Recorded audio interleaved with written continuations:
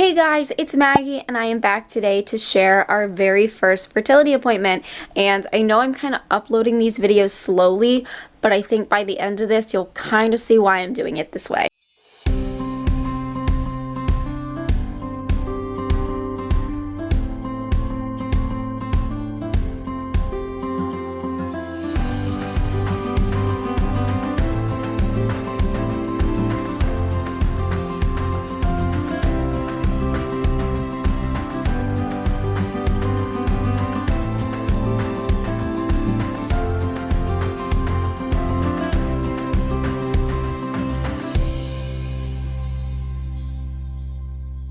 So if you're not familiar with my story, I have had Crohn's disease for most of my life, which is an autoimmune disease of the GI tract, meaning my intestines are affected greatly. So I've had my colon and my rectum removed, and because of the proximity of the rectum to the reproductive tract, I have had great impact. Although it doesn't seem like it should be that way, it is that way. And we've been trying for over a year at this point, and at the advice of my gynecologist, I went to see a fertility specialist. It did take me quite a while to make that appointment, as I've shown in previous videos talking about this, but I eventually did make that appointment, and to my surprise, they scheduled that appointment real quick. I'm going to show a lot of clips that I took throughout, so thankfully I don't have to do a lot of talking today, but I'm going to bring you back a few months in time and show you that stuff. I was definitely nervous for this appointment.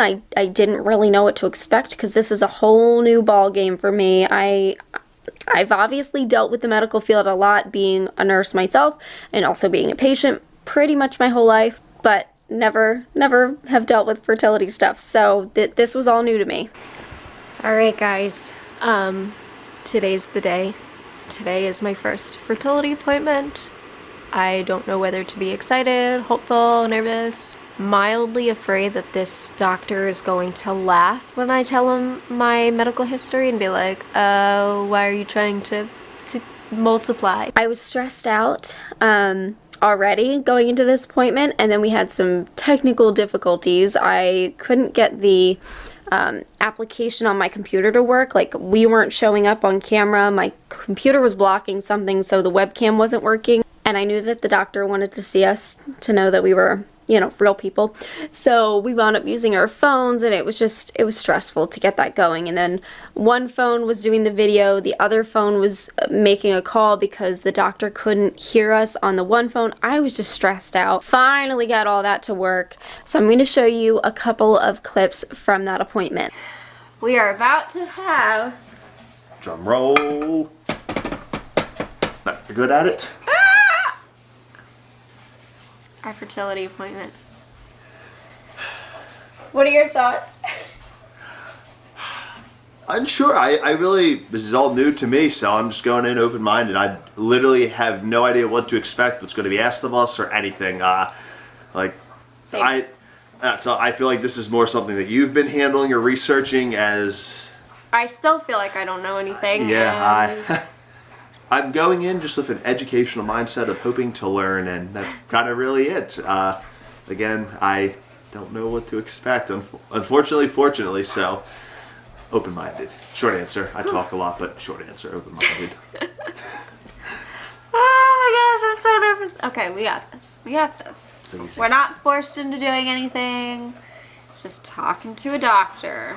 Throwing it out there, and also all that noise is our dog's eating, so just FYI. So out of curiosity, it is a fertility doctor they're considered? Yep. Oh, I didn't even know that. I wasn't sure if it was kind of like, yeah. My understanding is this is the guy that gets you pregnant. Not actually. Hope not. I said that so wrong. This is the person that helps you become pregnant with the person you want to become pregnant with. And then once that happens, you graduate, I think. Like, you leave. But I have no idea. And hopefully you're not going to knock any cameras over, Dixie. Hopefully the doggos are well behaved. Right, Dixie? We'll see. Hello, guys. Yep. Hi. Hello. Obviously, we're going to be focusing a lot on trying to understand any structural issues that are going on, right? But some of the other things that we've got to figure out for you are related to your eggs. Okay, so we need to know how many eggs you have. Now, the general idea with this is that women are born with all of their eggs. So over time, the quality and the quantity go down. Whereas men make sperm all the time. So this concept of the biologic clock is more appropriate for women than for men. We also check your prenatal labs. So prenatal labs are basically like infectious disease labs, thyroid, making sure you're immune to things like chickenpox and rubella. These are things that are very important for carrying a pregnancy. Okay. If there's anything structural or hormonal going on or anything going on with the sperm or a combination of things. Okay. And this will help us figure out kind of what plan of attack do we need to do to help you guys. So there was a lot of information that doctor gave us, and like a lot of to-do items, which I was overwhelmed a little bit after that appointment, and I was a little tearful afterwards talking to Zach. I was just like, you know, I just wanted one thing to work with me. Like, why do I have to do all this stuff? It's just annoying. Like, I already have to do a lot of tests for my Crohn's disease, and it's taken a long time to get used to that, and now I have to do this. So I waited a few days, which was probably worse because I wound up being very tearful in the next clips, but they sent me like documents of all the stuff I had to do, describing in detail what I had to do, costs, and all of that stuff. And I got really overwhelmed, but I did explain a lot of the tests that I either have already gone through or am going to do. Okay guys, it's a few days later. After that appointment, I was a little weepy, and then yesterday I was crying because I got all these forms. Sorry, I've got my laptop here. I got all these forms from the doctor, who was absolutely wonderful, but it made me overwhelmed. Like, everything health-wise that I've had to do because I have to. And this I'm choosing to do.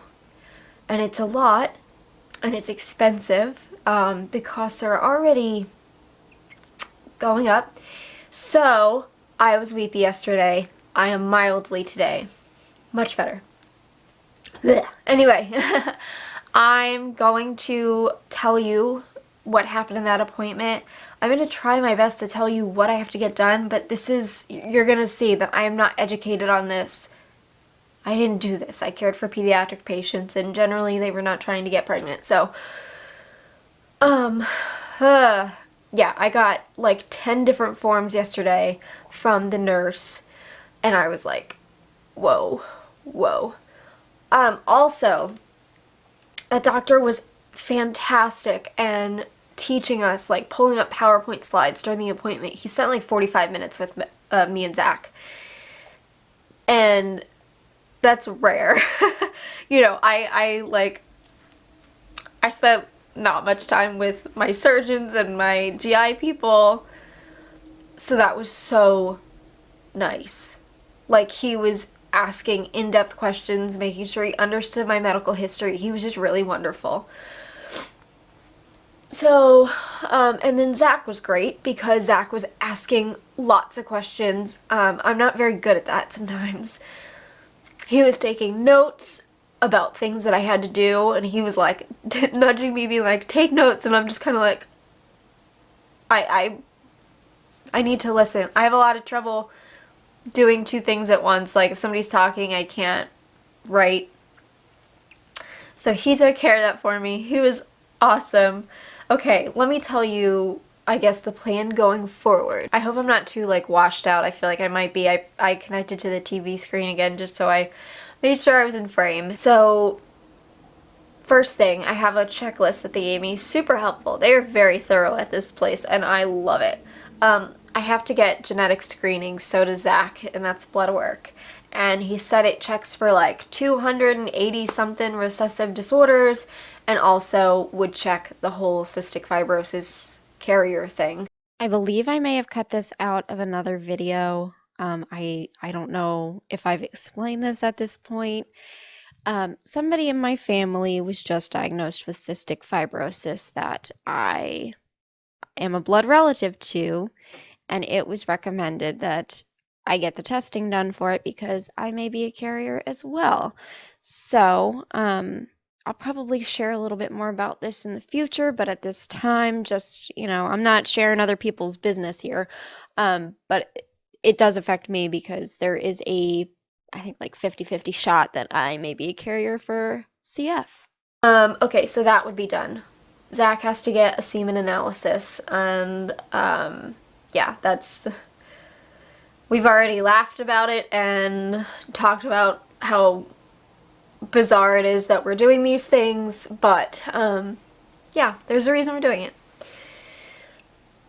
Also, pre-screening blood work, I'm gonna guess it's pretty close to what I get normally, plus infectious disease blood work, which they say they want me to do every year. And then he talked about a few different tests that I would probably wind up getting. And I'm going to try and find the form that talks about it because I don't want to, say it wrong. So I would be getting a sonohysterogram, I think, or a fluid sonogram is what it says here, and it is something that assesses the size and shape of the uterus.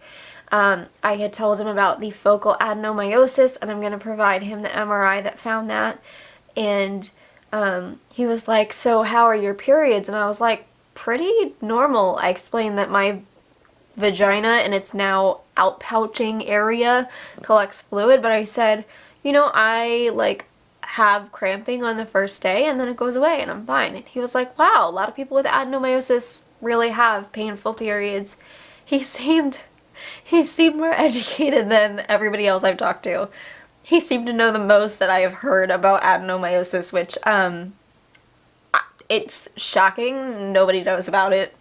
Yes, so basically gonna be looking at the uterus, and I don't know if this is the procedure or I'm just not sure. There was something else.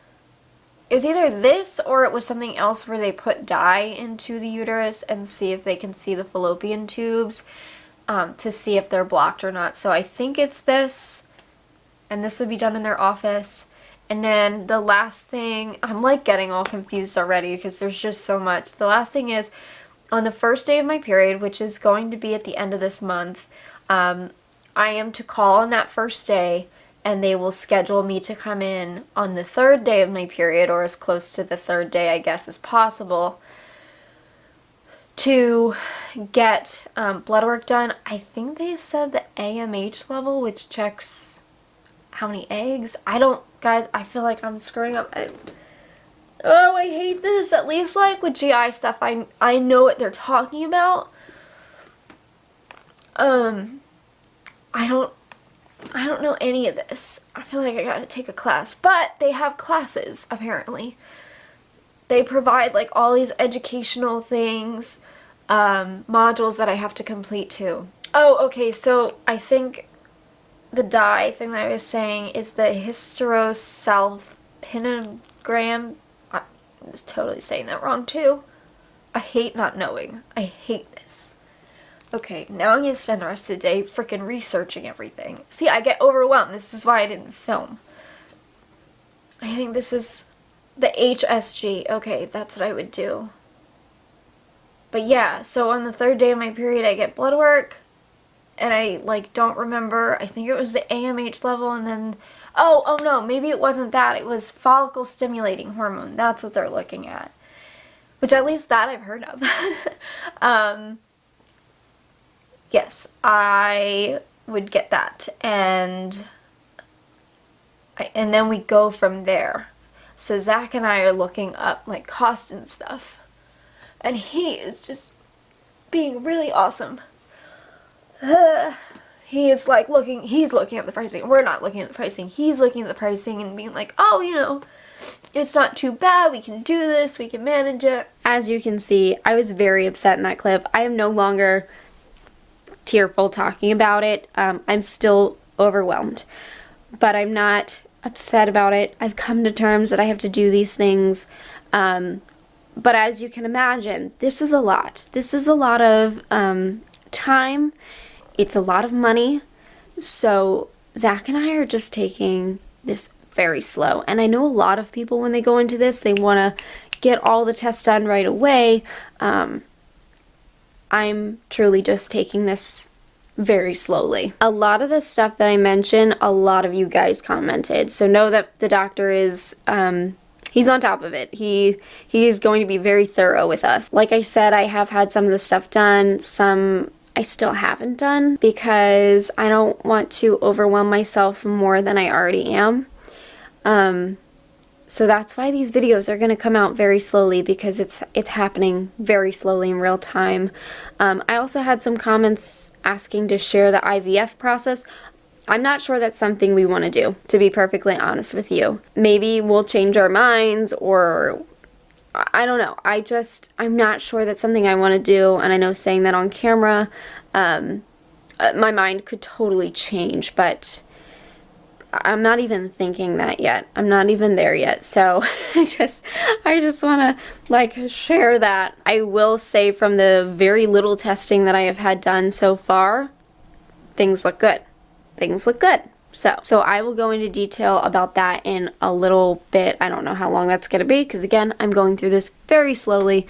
But that's kind of where we're at today, and just taking our time with this process, and that's just how I got to do it to keep my sanity. And Zach is supporting me with whatever speed I want to go at, because ultimately I am the one that is getting the majority of the testing, although Zach is getting some testing as well. I am the one going through potentially some of the painful stuff. So that's where we're at though. So I just wanted to update you guys, and I will keep sharing as things keep happening. All right, guys, thank you so much for watching this video, and I will see you in the next. Bye, guys.